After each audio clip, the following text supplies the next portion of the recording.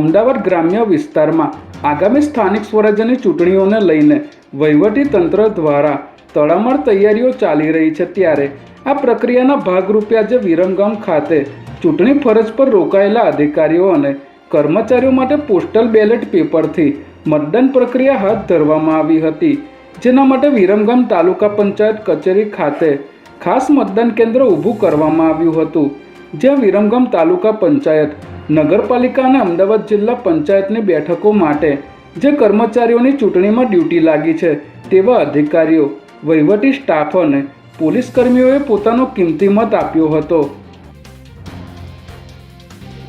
Ahmedabad SOG crime બ્રાન્ચની ટીમે બાપુનગર વિસ્તારમાંથી 8 કિલોથી વધુના ગાંજાના જથ્થા સાથે 2 આરોપીઓને ઝડપી લીધા છે। બાપુનગરમાં રેહન મસ્જિદની સામેના તૂટેલા મકાનમાં આરોપીઓ ગાંજાનું વેચાણ કરતા હોવાની બાતમીના આધારે પોલીસે અહીં દરોડો પાડી મોહમ્મદ તાહિર અને કરણ કોકુલવારને ઝડપી લઈ તપાસ કરતા તેમની પાસેથી 8 કિલો અને 142 ગ્રામ જેટલો ગાંજાનો જથ્થો મળી આવ્યો હતો, જેને પગલે પોલીસે બંને આરોપીઓને અટકાયતમાં લઈને પૂછપરછ કરતા તેઓ જથ્થો સિકંદર અહેમદ પાસેથી લાવ્યા હોવાનું કબૂલતા પોલીસે તેને ઝડપી લેવા ચક્રો ગતિમાન કર્યા છે।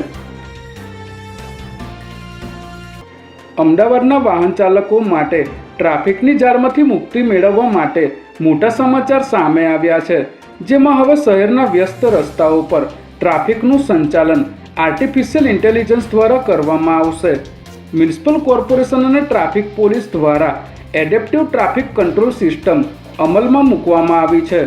અત્યાર સુધી ટ્રાફિક સિગ્નલનો સમય ફિક્સ રહેતો હતો, પરંતુ આ નવી હાઈટેક સિસ્ટમ મુજબ ઓછા વાહનો હશે તો આપોઆપ ટાઈમર ઘટી જશે, જેથી ખાલી રોડ પર સિગ્નલ ખુલવાની ખોટી રાહ જોવી નહીં પડે।